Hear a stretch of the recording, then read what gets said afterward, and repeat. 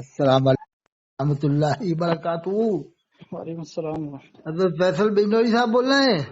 جی ابھی میں دیکھ رہا تھا حضرت مولانا سلمان ندوی صاحب کے بارے میں، اچھا، تو وہ تو ایک زبردست عالم ہے صاحب، کیا کیا جائے۔ سید بھی ہیں، سید کی اتنی پیچھے نہیں پڑنا چاہیے، اتنی برائی نہیں کرنا چاہیے۔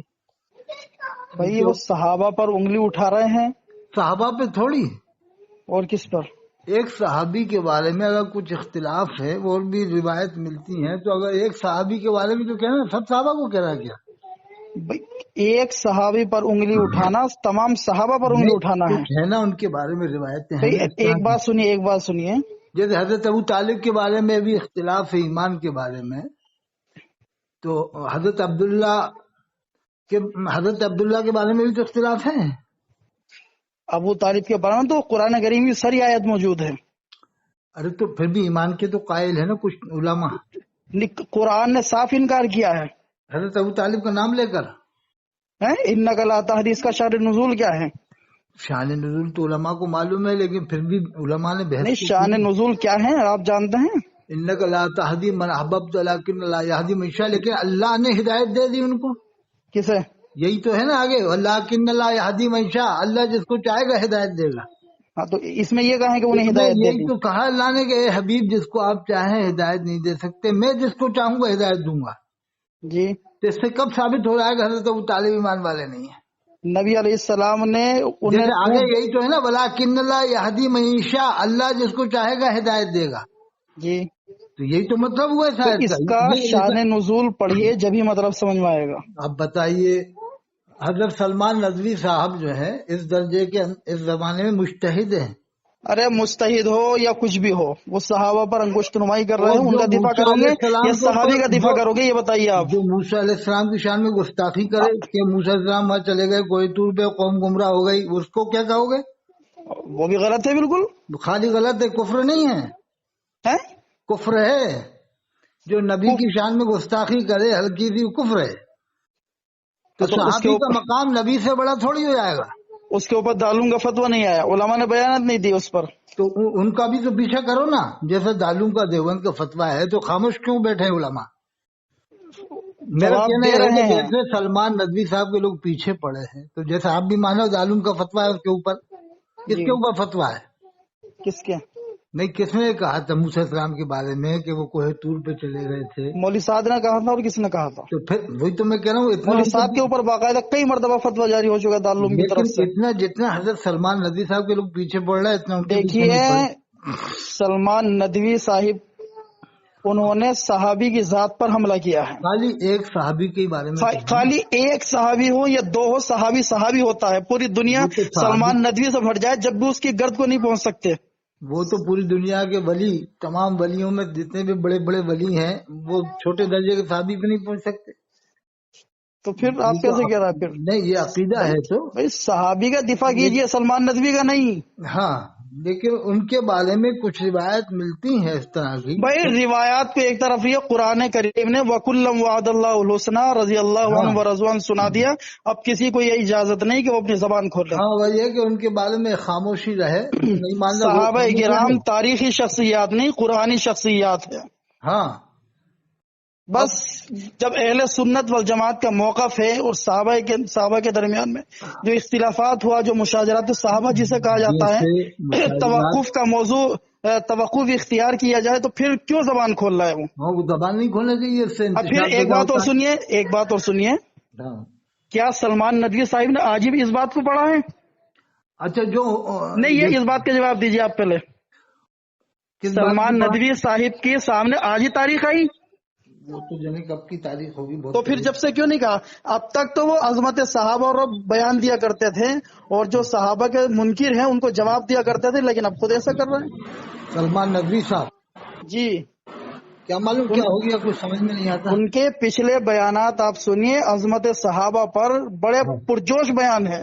بہت زبردست، بہت زبردست، جی قابل عالم ہے، اس میں کوئی شک نہیں۔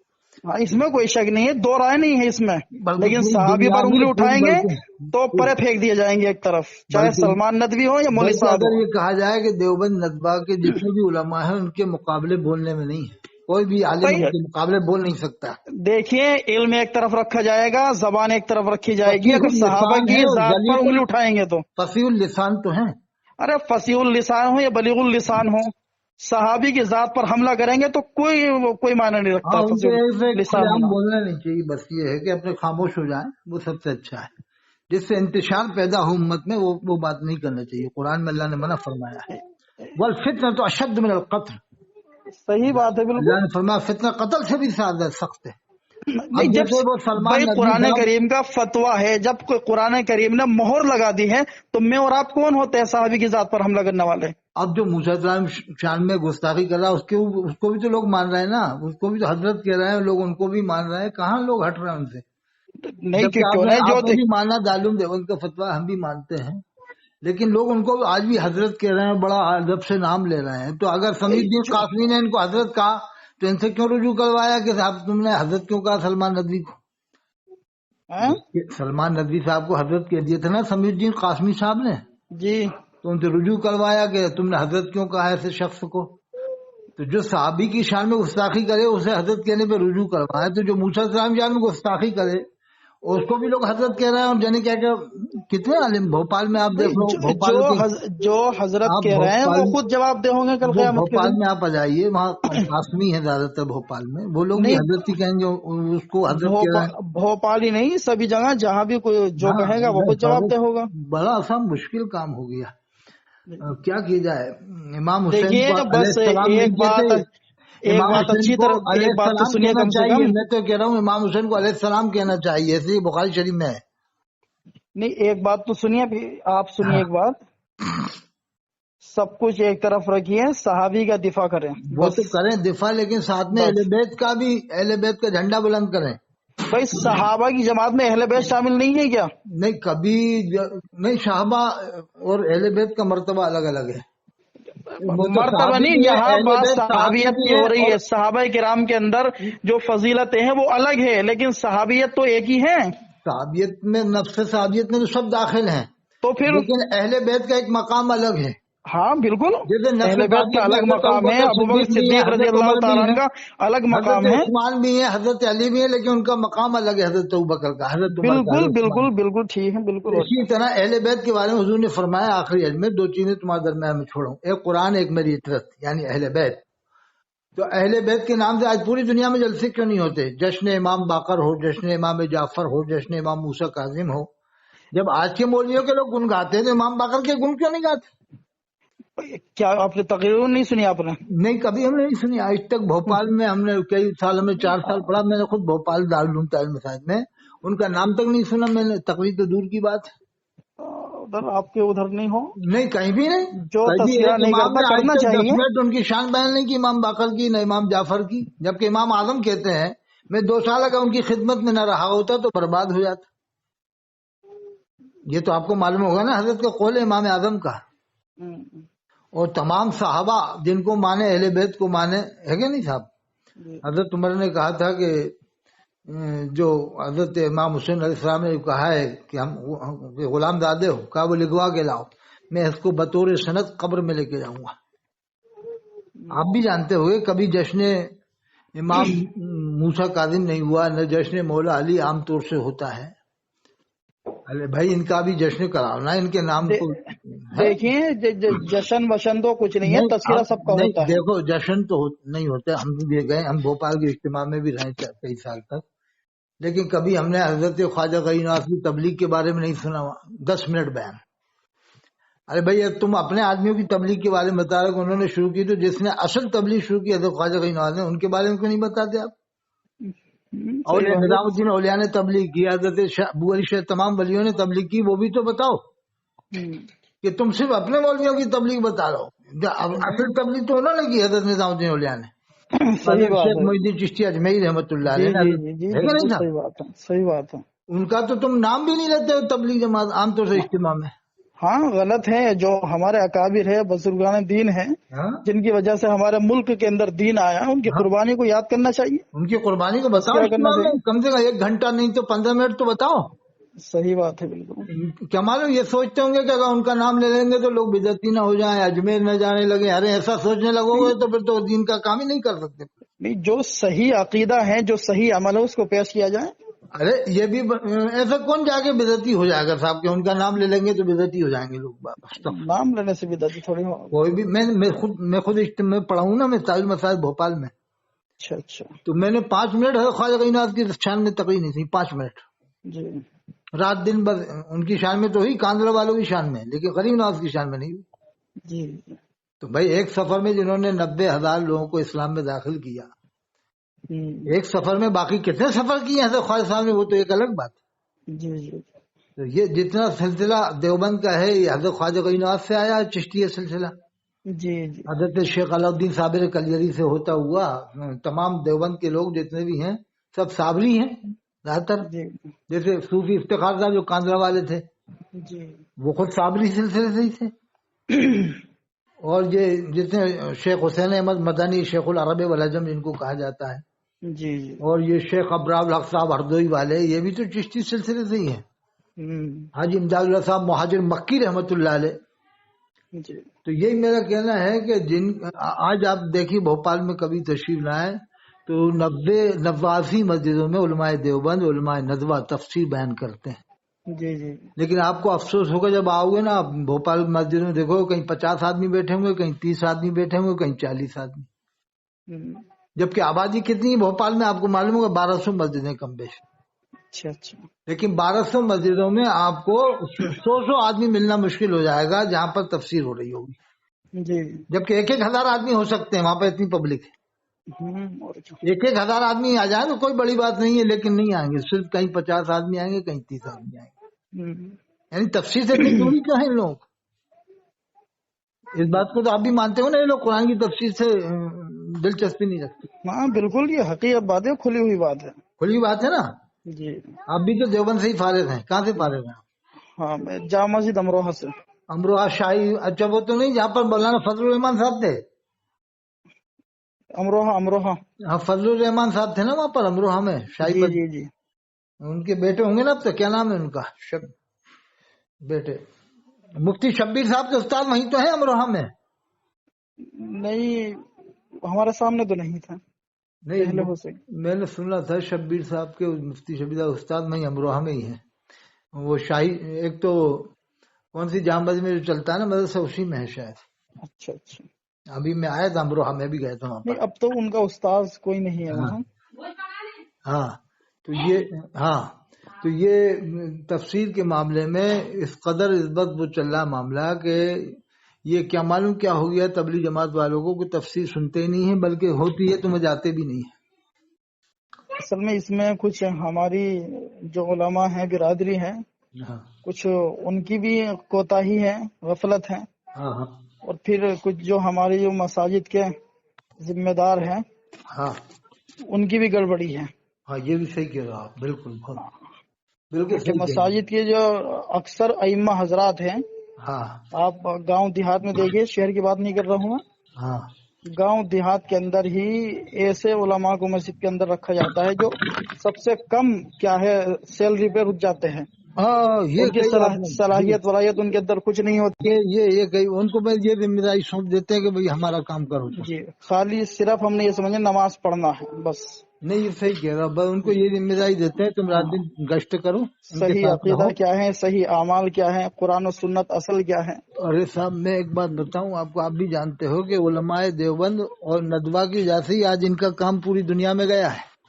جی جی جی. آپ کو ہی معلوم ہوگا، سید ابو الحسن ندوی مفکر اسلام نے پوری منظور نعمانی صاحب، مولانا شرف علی تھانوی رحمۃ اللہ علیہ، ان کی تائید سے تو کام چلا ہے. یہ کام چلا، اور آج تم نے علماء کو پیچھے چھوڑ دیا کہ تفسیر نہیں سنتے ہو. بھوپال میں آپ آگے دیکھیے، ہر مسجد میں 4 کتابیں ان کی مل جائیں گی جو کاندلا سے چھپی ہیں. قرآن کی تفسیر نہیں ملے گی اس مسجد میں. عام طور سے بھوپال میں 1200 مسجدیں ہیں، آپ آگے دیکھ لیں، 12 مسجدوں میں قرآن کی تفسیر نہیں ملیں گی. اور ہر مسجد میں 3-3 4-4 انگلش میں بھی، اردو میں بھی، ہندی میں بھی اس کی تعریف کرتے ہیں کہ یہ کتاب دنیا میں سب سے زیادہ پڑھی جاتی ہے. قرآن کے بعد تو ارے یہی کیوں نہیں کہہ رہے تھے بھائی قرآن کے بعد، یہی کیوں کہہ رہا قرآن کے بعد پڑھی جاتی ہے. اب قرآن کو ہی تو کیوں بتا، خالی یہی کہہ رہے ہیں قرآن کے بعد سب سے زیادہ یہ دنیا میں پڑھی جاتی ہے. تو بھائی قرآن کو کیوں چھوڑ دیا تم نے؟ کیا خیال ہے؟ بخاری شریف، مسلم شریف، ترمذی شریف، ابن ماجہ کو تو چھوڑ دیا، اب خالی قرآن کو باقی رکھا ہے انہوں نے. تو یہ کون سی تاریخ کی بات ہو گئی کہ قرآن کے بعد سب سے زیادہ یہ پڑھی جاتی ہے؟ جبکہ قرآن کو ہی سب سے زیادہ عام کرنا چاہیے. اللہ کے رسول کا فرمان ہے کہ دو چیزیں تمہارے درمیان سنا ہے، قرآن ایک میری عطر یعنی اہل بیت. فرمایا ان دونوں کو اگر مضبوط تھام لیا تو پھر کبھی گمراہ نہ ہوگا. قرآن اور حدیث کو عام کرنا چاہیے. یہ تھوڑی کہ اپنے مولویوں کی کتابوں کو تم اتنا عام کرو کہ دنیا میں کہیں بھی جاؤ تو وہی 4 کتابیں رکھو گے. کیا خیال ہے صاحب؟ صحیح بات ہے. ارے ہزاروں عالم ہیں، سب نے کتابیں لکھی ہیں. ہم یہ نہیں کہہ رہے وہ کتابیں غلط ہیں، ٹھیک ہیں، وہ اچھی کتابیں ہیں، لیکن یہی تھوڑی کہ انہیں کی 4 کتابوں کو آپ پوری دنیا میں عام کرو گے، وہی 4 کتابیں ہر وقت رہیں گی، ہر وقت وہی پڑھو گے. ارے بدل بدل کے بھی تو پڑھنا چاہیے. ہم تو کہہ رہے ہیں سب سے پہلے قرآن پڑھو. آپ کسی کتاب کو مت پڑھو، قرآن کا ترجمہ پڑھو سب سے پہلے. ہر روز قرآن کا ترجمہ سناؤ صبح شام. کیا خیال ہے صاحب؟ صحیح بات ہے. سب سے پہلے قرآن کا ترجمہ سناؤ. اس کا قرآن کا سننے کا بھی ثواب ہے، پڑھنے کا بھی ثواب ہے. اور قرآن سے زیادہ روشنی کس کتاب میں ہے؟ کسی کتاب میں نہیں ہے. لیکن وہ نہیں سناتے صاحب. ہم تو کہتے ہیں مفتی شفیع صاحب کا ترجمہ سنا دو، ترجمہ سنا دو، تفسیر سنا دو. جس کو مانتے تو مسالم کی سنا دو. مفتی شفیع صاحب نے تو بہترین تفسیر لکھی تھا معرف القرآن. مفتی ادریس کاندلوی صاحب کی تفسیر معرف القرآن وہ سنا دو. ہے مگر وہ تو کیا معلوم کیا ہو گیا کہ نہیں وہی 4 کتابیں پڑھی جائیں گی بس. تو وہ 4 کتابیں پڑھ کے کہ آدمی ڈاکٹر بن جائے گا، انجینئر بن جائے گا، کلیکٹر بن جائے گا، IPS بن جائے گا، وکیل بن جائے گا، کہ عالم بن جائے گا. 4 کتابوں سے نہ تو عالم بن پائے گا آدمی، نہ ڈاکٹر، نہ کلیکٹر. کیا خیال ہے؟ آپ نے بھی دیکھا ہوگا نا یہ معاملہ.